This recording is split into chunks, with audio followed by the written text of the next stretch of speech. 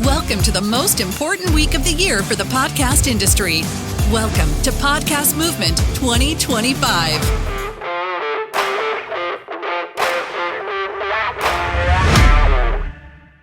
My name is Stephen Pickens. I'm the co-EVP of Sales at Libsyn. This is my colleague, Kim Hagan, Programmatic Sales for Libsyn. Before we get started, I'd love to kind of survey the group here. Who is a podcaster? Oh, awesome. All right. Do we have anybody on the agency or advertiser side? All right, so mostly podcasters. That'll help us kind of tailor how we talk about this space.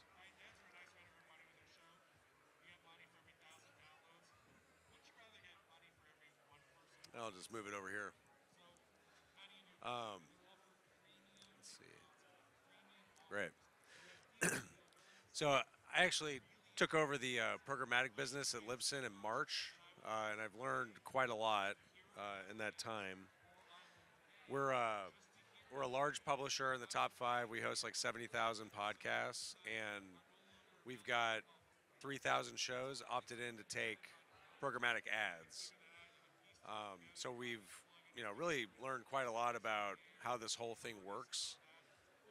As a podcaster, you create a show, create great content, people flock to your show, and that attracts advertisers. So they want to reach audiences that are engaged and they're actually going to listen to the ads, which is actually saying a lot. Because if you think about social media and a lot of other digital media out there, it's people are swiping through, they're swiping left, they hate the ads, they don't really pay attention. But with podcasts, people are actually listening for like a whole hour of content. And if there are ads there, they'll actually listen to them. So how do the advertisers actually reach those audiences? Traditionally, with host-read advertising, they would work with our sales team, and it's a very high level of service, very white glove. It's more like influencer marketing. You need a lot more lead time. But as we all know, programmatic is a huge portion of advertising spend. So advertisers leverage DSPs, called demand-side platforms, that allow them to access inventory in digital display, streaming audio, video, digital out-of-home, and now podcasts as well. So as you create great content, build an audience, advertisers are attracted, they can purchase the inventory through a DSP, and then you get paid and you're encouraged to continue creating great content. It's really a fantastic thing for everybody, wouldn't you say? Yeah, absolutely.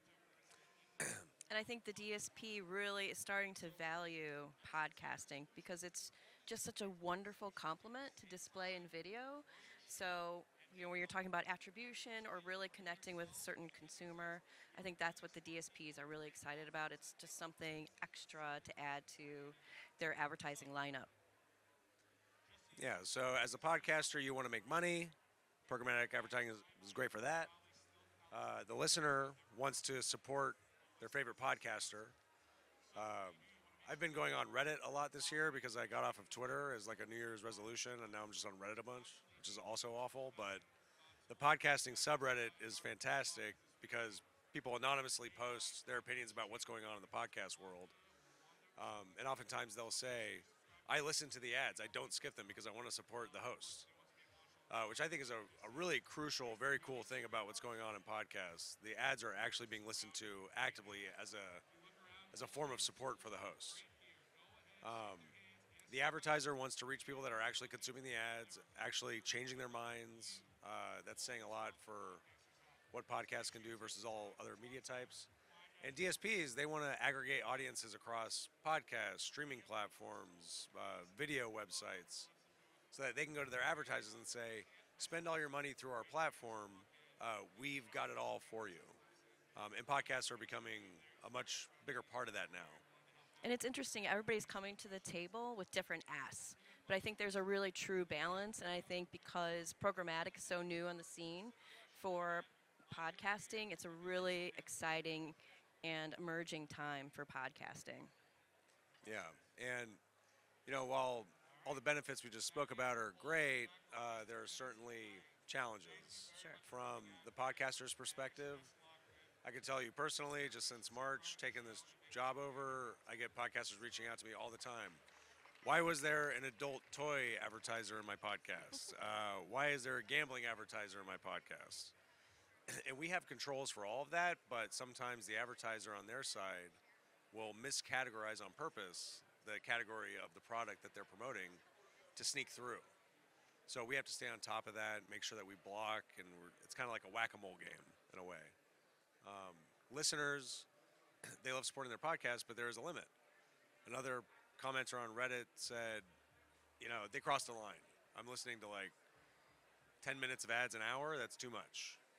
And we all know as podcast listeners, some folks are taking advantage. If you have ad breaks every 5 minutes, and each ad break has 5 ads in it, Super frustrating. Give me a break. Yeah, Yep. It's nuts. For the advertiser and for the listener. And for advertisers, they can be really overwhelmed by all the different options out there. We all know how many ad networks are out there, how many podcasts are out there. How do you measure? How do you target? There are a lot of people, trying to take advantage of this interest that advertisers have in reaching podcasters. And even though we know podcasting so well, it's still a fairly new medium for a lot of large brands and agencies, and especially DSPs. So there is a huge learning curve.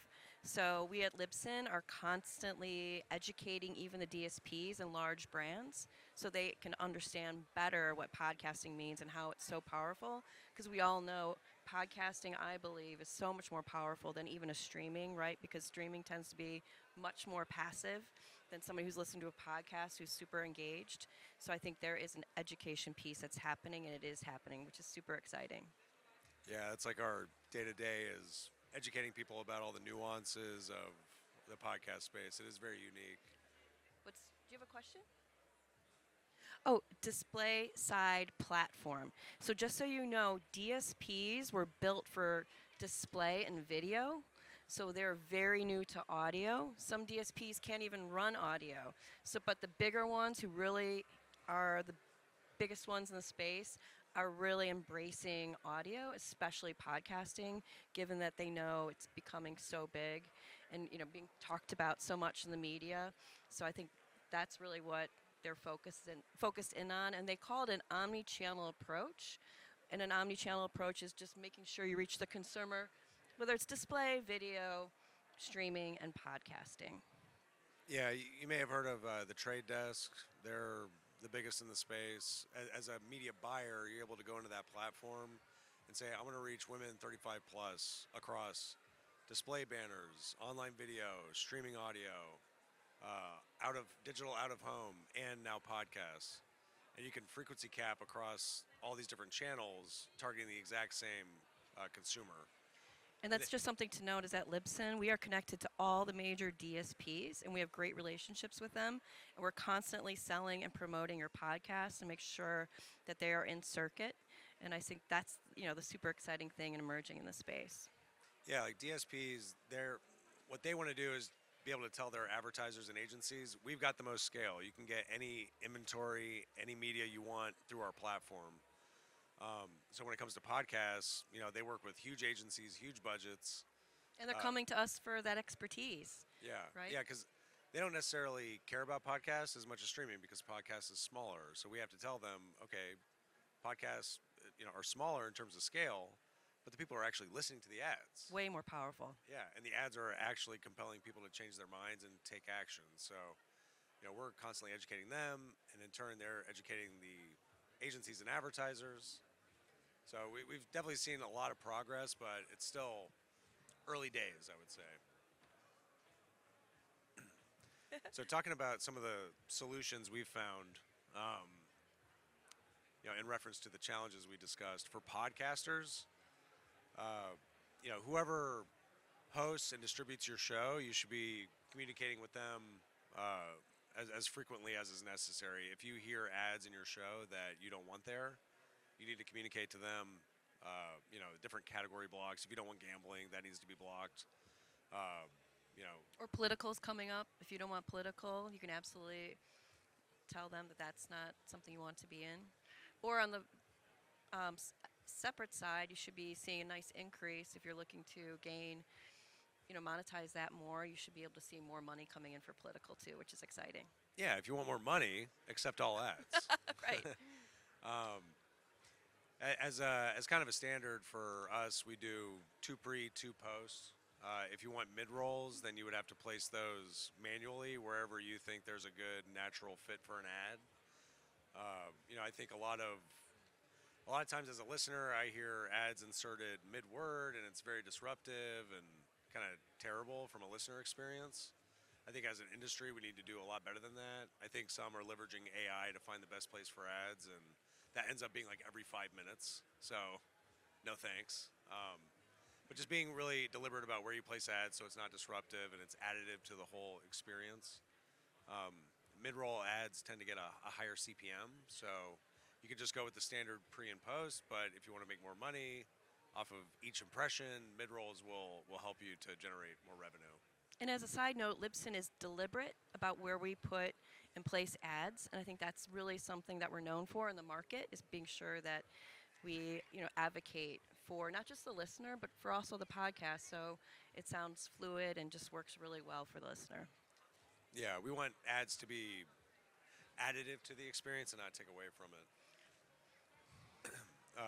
For advertisers, obviously as a publisher, we advocate advertisers working directly with us so that we could tell them the kind of inventory they're buying, the shows they're buying, the quality of the audience, and certainly, like Kim said, the low ad load that we represent. You get a higher share of voice. There's just like a lot of quality things that we represent that might bring a premium CPM from an advertiser perspective. Working with fewer partners might be beneficial. I think as a company, we early on were just like, hey, let's turn on the programmatic pipes and start making some money. Let's hook up to everybody. But not getting into the technical weeds, the way podcasts operate, if you have too many demand partners coming in, there can be timeouts, there could be technical challenges. It's kind of like a bottleneck situation. So what we've done is really identify those on the demand side that are bringing quality advertisers, high volume, high rates, and transparency, and they value transparency that we offer. So we've seen revenue increase quite a lot over the last year. Yeah, I think for next year, transparency is going to be key for advertisers. They want to know exactly where their ads are running to make sure that they're in the right place at the right time. Yeah, and this is something that Kim and I talk a lot about with our advertiser clients. There's a lot of people out there selling podcast inventory, but which are the ones that actually own the inventory? Like as a publisher, we have 3,000 shows that are enabled for ad insertion. Are there other people out there kind of saying, oh, we represent all the networks, we kind of aggregate everything, we kind of pull it together and give you a cheap rate or whatever? Those are all good options depending on your goals. But if you're an advertiser that values transparency, you really ought to identify those partners, get the information you need, and then have confidence that what you're buying is what you were sold.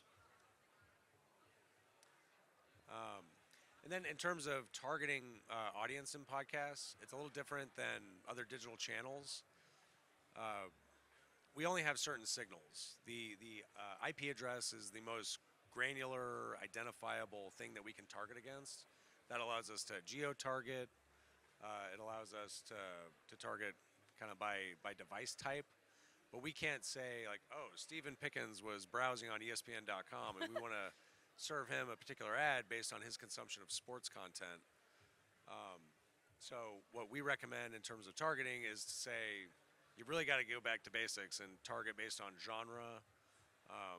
There are more sophisticated contextual predictive signals that folks like ComScore offer. So to say, like if you want to reach someone that works in B2B SaaS sales, they know the types of content that they consume where that audience over-indexes, and you can insert ads in conversations about that despite the genre of the content of the podcast. So there's a little bit more sophisticated options out there, but you really should go back to basics when it comes to podcasts and invest more so based on the content versus addressable individual targeting signals, because those just aren't possible in podcasts.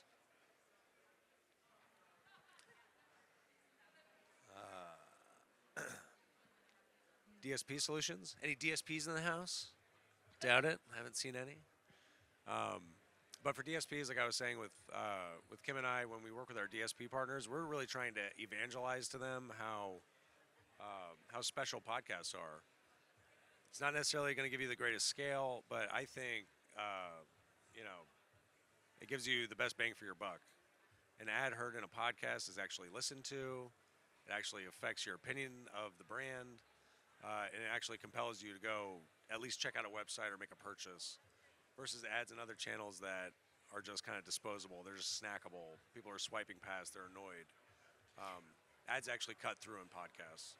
And podcasting is just such a beautiful complement to CTV. I'm sure you read so much in the trades about CTV and display, and we believe that podcasting is going to be even bigger than it is this year with the DSPs given the complement to CTV. Yeah. Obviously audio to visual, right? And another thing, obviously, we know about podcasting, you go along with somebody's daily journey as opposed to being relegated to a screen with CTV. And I think that's what's really resonating with a lot of the DSPs right now. Yeah, DSPs have seen a tremendous growth with CTV, and we think that podcasts are pretty similar to CTV because a lot of the content on CTV is consumed on demand, versus linear TV where you're tuning into a station, whatever they decided to air at 1 p.m. You're going to watch that kind of passively. CTV, you're selecting an episode of a specific piece of content. And if you select that, you're more likely to watch a whole hour of it, meaning you're super engaged. Podcasts are the exact same way.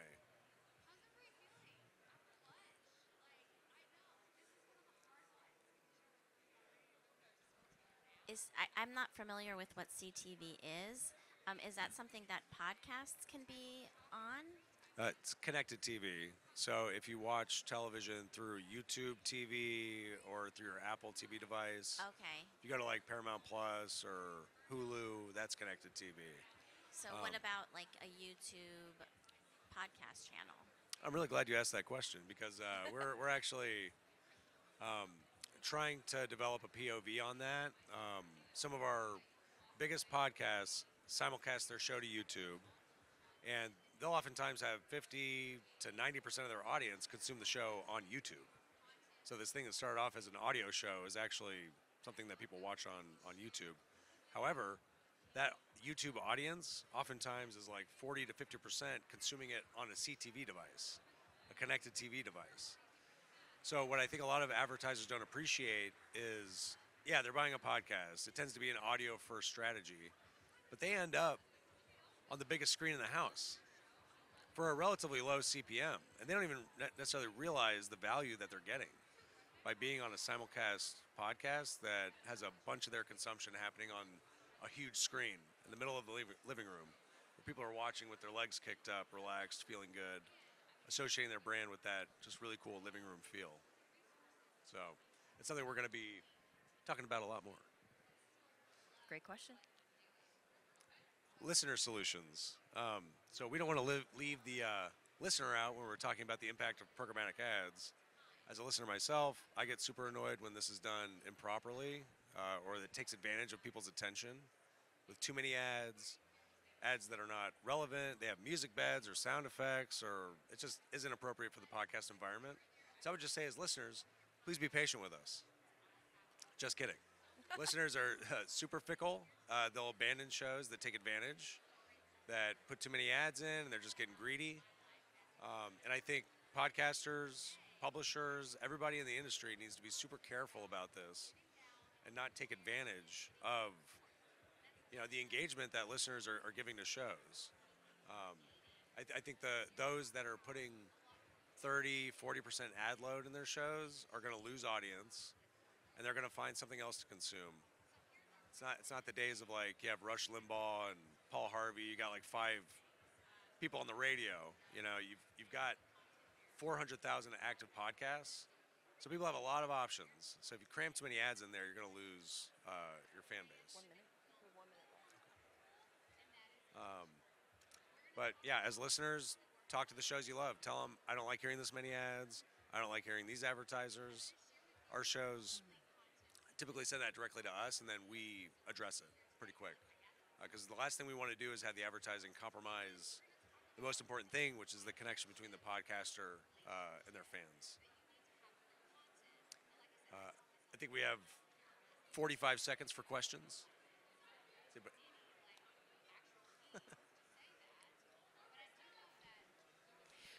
So I know you were talking about the podcaster solutions and being able to communicate to y'all if there is an issue with an offensive ad. How specific can you get with those settings? Say you want to go all the way down to the granular brand level, that you want to select only maybe 2 or 3 brands that are on offer that you've used and trusted. Would that be possible, or do you, as a podcaster on our end, have to stay pretty big picture with the genres of advertisers? It's generally very broad. If you're less restrictive, you're going to get any advertiser out there. But if you're more sensitive, you can go to a less restrictive tier and just get like safe brands. And then, like on an ad hoc basis, if you hear an ad you don't like, we can block by URL or brand. Yeah. It's usually down to genre. I don't want political, or I don't want, XYZ, but usually the basics is by genre.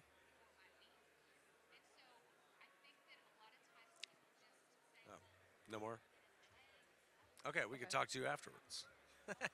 Thank you, everybody.